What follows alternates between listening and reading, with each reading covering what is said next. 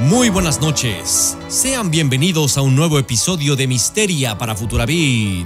Mi nombre es Aiko Ochoa y el día de hoy les voy a platicar la historia de la leyenda del Santo Grial, el cual fue el cáliz o la copa en donde Jesucristo bebió el vino en la última cena y donde se dice que también Jesús de Arimatea fue el que recolectó la sangre del costado de Cristo justo después de su muerte.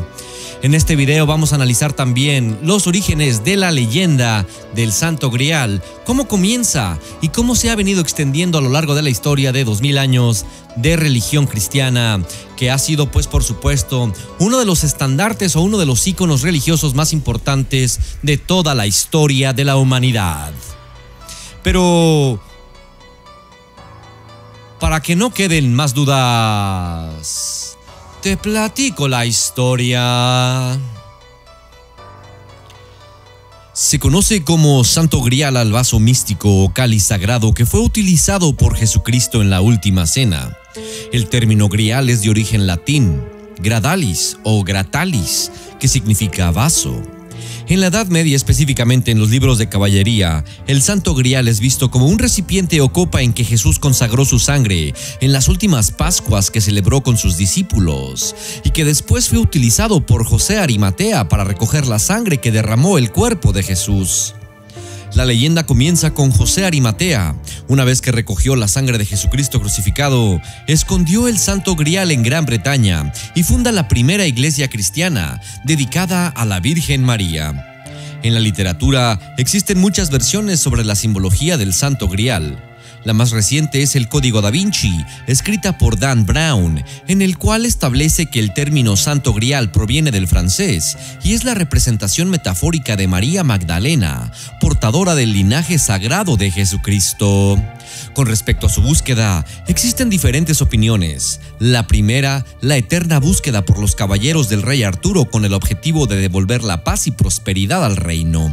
Ahora bien, existen creencias de que el Santo Grial es el cáliz de la Catedral de Valencia.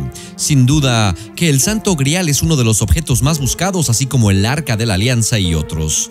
Por otro lado, los romances más populares entre los siglos 7 y 8 fueron Le Conte du Graal, el poeta francés Chateaubriand Troyes, Roman de l'Histoire du Graal, de Robert Bourne, quienes narraron la búsqueda por el vaso sagrado, y en esta última se identifica por primera vez el Grial con el cáliz de la última cena.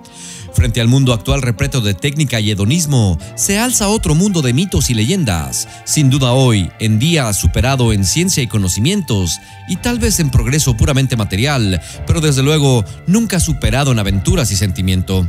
Aquel mundo medieval de antaño poseía tal riqueza de misterios, algunos de ellos sin desvelar, que dio lugar a toda una amplísima literatura de inagotable imaginación.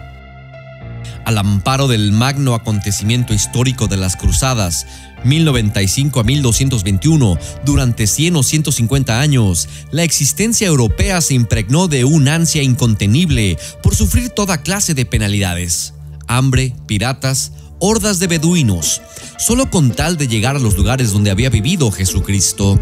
Aquellos lugares estaban además cuajados de las más atrayentes maravillas: elefantes, topacios, perlas, esmeraldas, sedas, espadas de Damasco, alfombras persas y toda suerte de tapices adornados con dragones y grifos, que luego pasarían a los capiteles románicos.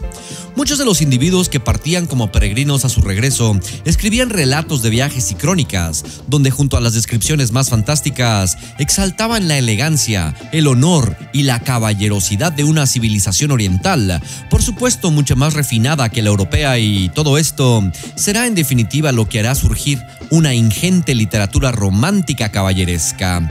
Y así es como a partir del último tercio del siglo VII se produce una interminable serie de novelas, la mayoría de ellas en el norte de Francia y en Gran Bretaña, algunas de autores conocidos como las del famoso Chrétien de Troyes, muy pronto traducidas al castellano, y a cuya imitación surgieron las no menos famosas del Tirante el Blanco y el Amadís de Gaula.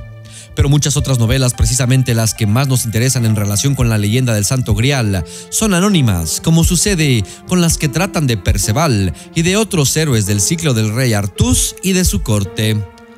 Artús era Le Bon Roi, Hermoso y de agradable aspecto, imberbe como un doncel, y de ordinario permanecía pacíficamente en su castillo en alegres fiestas.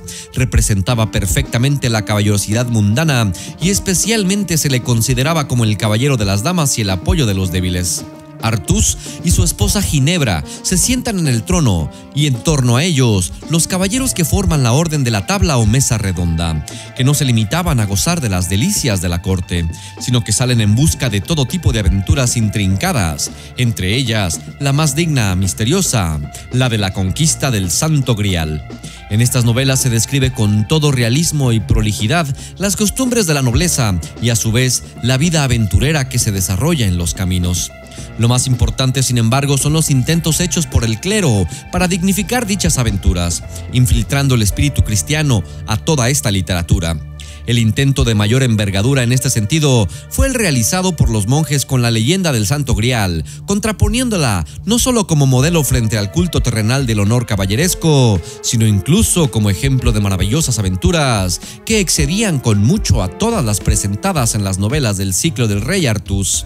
De tal modo fue creciendo esta leyenda que se desarrollan las más diferentes versiones procedentes de los más apartados lugares del mundo, formando un todo enteramente caótico, aunque naturalmente siempre conteniendo unos mismos rasgos esenciales comunes. El cáliz en el que bebió Cristo durante la Santa Cena, el mismo en el que José de Arimatea recogió la sangre de su costado. Este vaso o grial, palabra que procede del latín, resplandecía tanto que oscurecía el fulgor de los cirios y poseía un interminable poder. Pero antes de adentrarnos en el relato completo de la leyenda, queremos hacer constar algo muy significativo que contribuye aún más, si cabe, a realzar el misterio que envuelve aquel mundo medieval tan romántico y lleno de aventuras fantásticas. Todo eso que se echa de menos en este mundo en el que ahora vivimos. Prácticamente han desaparecido todas las novelas que tenían como único tema central la leyenda, y solo se conserva precisamente el primer libro de caballerías, en el que se trataba el titulado La demanda del Santo Grial, traducido de un original francés también desaparecido. Un ejemplar de la primera impresión realizada en Sevilla en 1535 se conservaba en la Biblioteca Nacional. Las intrincadas aventuras caballerescas medievales surgidas al amparo del fenómeno histórico de las cruzadas se transforman artísticamente por los poetas a través de las novelas bretonas del siglo VII y a la vez en símbolo de la perfección cristiana por la influencia del clero. Pero a estas narraciones, donde el amor terrenal se une al principio del honor sumamente exacerbado, les falta espíritu y las virtudes realmente religiosas, y es precisamente con la leyenda del Santo Grial como, al fin, este espíritu se logra plenamente. La conquista del Grial no es solo una mera aventura más, sino la suma hazaña, pues su búsqueda es como una especie de peregrinación apoteósica, peligrosa y compleja, cuyo término los caballeros más perfectos y puros que encarnan todas las virtudes cristianas son los únicos que triunfan al conseguir la corona de la vida, la gracia eucarística y la comunión en éxtasis con Dios. En realidad, esto es lo que constituye, en definitiva, el ideal de toda humanidad. De ahí que la lectura de este tipo de novelas despierte tanto interés, incluso entre los santos como Santa Teresa. En todas las 5 partes que componen la historia caballeresca de la tabla redonda llamada Ciclo de la Vulgata o Ciclo de Lanzarote Grial, está presente este trasfondo religioso, donde se funden estrechamente los aspectos guerreros con los piadosos. Entre estas 5 partes, la historia del Grial, Merlín, Lanzarote del Lago, la búsqueda del Santo Grial y la muerte del rey Arturo, a nosotros la única que realmente nos interesa es la búsqueda del Santo Grial, porque en ella es donde podemos encontrar la leyenda completa, que tiene sus verdaderas fuentes en el Evangelio de Nicodemo, una invención del siglo IV que forma parte de los evangelios apócrifos. La leyenda erige incluso a José de Arimatea como patrón de la caballería y santo patrón de los británicos. Resumámosla ahora lo más clara y brevemente posible. José de Arimatea, amigo de Jesús, obtiene de Pilatos el cuerpo y la copa de Jesucristo que había utilizado en la última cena. Reducido a prisión durante la persecución de los cristianos o bien encarcelado por los propios judíos, es milagrosamente alimentado por el vaso, apareciéndosele Cristo, quien le instruye en el rito de la misa y le revela la mística y el poder de dicha copa. Liberado al fin también milagrosamente, forma una hermandad en torno al Grial, dedicada a conmemorar a la Santa Cena. La hermandad se va al lejano occidente a esperar la venida de un vástago que será el guardián eterno del Grial. Los hermanos, como caballeros misioneros, llegan por mandato celestial a Inglaterra para evangelizar y a bautizar a sus habitantes, y en su peregrinación todos son alimentados por el Santo Grial, aunque quien pretenda contemplarlo o se sienta a la mesa sin derecho o impuro será herido o cegado por una celeste espada. Antes de llegar a Inglaterra, todo el camino del Grial queda señalado por numerosos milagros. Por fin llegan a un desconocido palacio donde se oculta y guarda celosamente el vaso sagrado, por temor a que caiga en poder de los impíos. En este castillo, un rey vigila la copa, pero está enfermo, el rey tullido, y no puede morir ni sanar hasta que no llegue un caballero totalmente puro que le pregunte acerca del Grial. Merlín es el enviado de los infiernos, como una réplica del mismo Cristo, para confundir a los caballeros, y funda la Orden de los Caballeros de la Tabla Redonda con la finalidad de encontrar el Grial y tal vez destruirlo. Pero al final, la suma bondad se impone en Merlín, que cambia los planes al ver transformada su naturaleza diabólica. Solo Percevalo, según otros, Galad, el hijo de Lancelot, del mismo linaje de José, alcanza el castillo de Covernic, hace las preguntas rituales y se convierte en el rey eterno del Grial. El obispo Josefe, sucesor de José de Arimatea, celebra una misa en el salón del castillo, y Cristo crucificado sale del mismo Grial y administra la comunión a la hermandad y al caballero.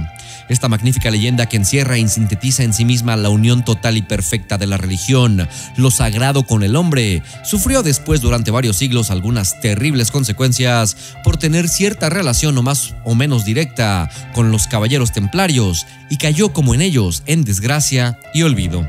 Pero esta ya es otra historia. La Orden de los Templarios ofrece toda clase de misterios y de especulaciones, y una de estas últimas es sin duda una cierta vinculación con la leyenda del Grial. Pero antes, hemos de conocer su propia historia.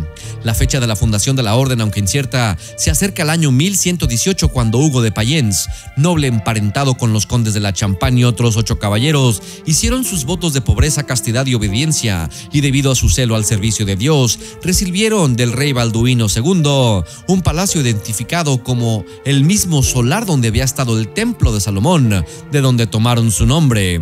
El objeto de su milicia era proteger el camino de los peregrinos a Tierra Santa. Los 9 templarios permanecieron 9 años sin regla que les guiara hasta 1127, año en el que, tras larga deliberación en el concilio de Troyes, se la concedieron. En la redacción de la regla intervino directamente San Bernardo de Claraval, quien les aplicó el mismo hábito blanco que ya usaban los cistercienses. La cruz roja sobre el pecho y la capa se la concedió el Papa Eugenio III en 1147.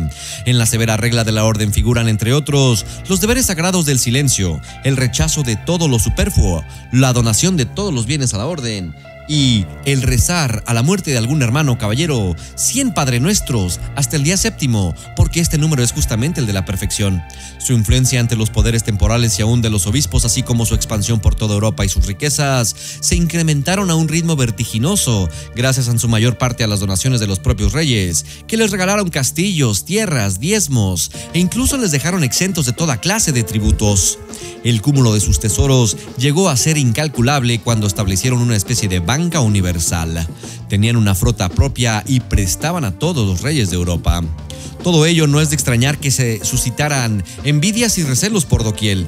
Sobre todo el rey de Francia, Felipe IV, el Hermoso, que en el año 1306, tras las acusaciones de los templarios resentidos y expulsados de la orden, el rey los denunció ante el Papa Clemente V y, sin esperar su respuesta, saltándose toda jerarquía eclesiástica, mandó encarcelar a todos los templarios de Francia y confiscar todos sus bienes.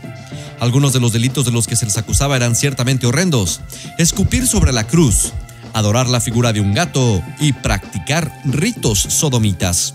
Como estamos viendo en este video, muy interesante de dónde surge los orígenes de la leyenda, las novelas más interesantes, y también todo lo que desemboca y todo lo que conlleva y todo lo que provocó el hecho de perseguir a lo largo del tiempo por ciertas personas, obviamente, perseguir y tratar de encontrar el Santo Grial, tratarlo de preservar y tratar de evitar su destrucción, porque pues también se dice que muchas entidades diabólicas se estaban encargando o estaban tratando de destruirlo. Y bueno, pues para que no queden más dudas, continuamos viendo esta historia. 54 templarios fueron quemados vivos en París y el 3 de abril de 1312 el rey francés logró con el apoyo del Papa la anulación de los templarios, siendo quemados en la plaza de San Antonio de París el gran maestre general y otros grandes caballeros. Se habla de una maldición lanzada por el maestre antes de morir, pues muy pocos meses después morían el Papa Clemente V y el rey Felipe IV. En España, establecidos desde 1147, llamados por el rey de Aragón, aunque fueron absueltos, la pérdida del prestigio y las graves acusaciones vertidas sobre ellos fueron la causa de su paulatina y lenta disolución. Y si bien muchos de sus bienes fueron repartidos entre otras órdenes como Hospitalarios, Montesa, Santiago, Calatrava y también entre las coronas de Francia y Castilla, aún cabe cierta posibilidad de que otros grandes tesoros hayan sido ocultados ante la anunciada condena y presumible desaparición. Hasta aquí la historia, ahora la leyenda. Corre el rumor de que los templarios sobrevivieron y permanecieron todavía soterradamente entre nosotros, ocultados bajo otras denominaciones, teniendo en su poder muchos objetos mágicos como las columnas y el candelabro del Templo de Jerusalén, y sobre todo el Grial, al que consideran como la llave del dominio del mundo, porque el Grial no es solo un objeto material, copa o cáliz que un día contuviera la sangre de Cristo, sino el símbolo del camino de perfección, el conocimiento total, el gran secreto, la clave de la pervivencia y el sumo poder de los templarios en definitiva.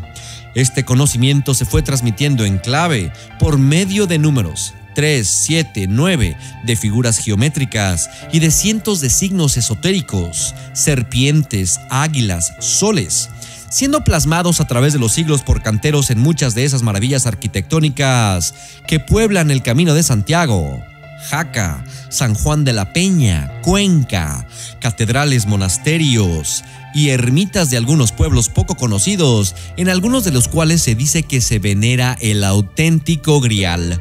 No debemos olvidar finalmente la relación de la orden con la masonería, ya que ésta apoyó su rico y complicado simbolismo idealista en la tradición templaria y a su vez transmisora de su saber total, que pudo haber comenzado en los celtas, egipcios, griegos y también cabalísticamente por los canteros del Templo de Salomón y por los esenios, hoy vueltos a la actualidad gracias a los rollos del Mar Muerto. Sea cual sea la verdadera realidad, no hay duda de que el ser humano, después de tanta ciencia y tanta técnica, sigue necesitando más que nunca de lo incierto y la aventura, y nada mejor para satisfacer esta necesidad que un regreso a esa Edad Media que nos brinda toda suerte de misterios intrigantes, de los que resulta todo un paradigma la leyenda del Grial. ¿Y tú? ¿Qué piensas?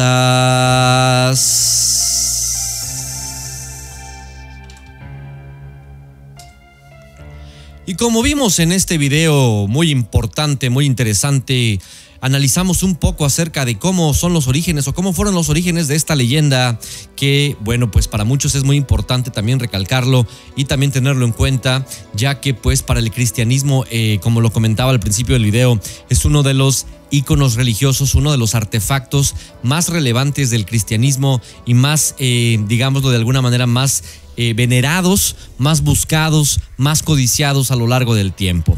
Y bueno, hemos llegado al final de este video y también hemos llegado al final de la temporada 3 de Misteria para Futura Vid. Vamos a reanudar con la temporada número 4 a partir del 17 de abril. Y bueno, pues si este video te gustó, ponle like. Si no te gustó, ponle dislike. Suscríbete al canal y dale click en la campanita, ya que cada sábado estaré subiendo un nuevo video de misterio. Mi nombre es Aiko Ochoa y te deseo que tengas una excelente noche si es que puedes dormir. Y hasta la próxima.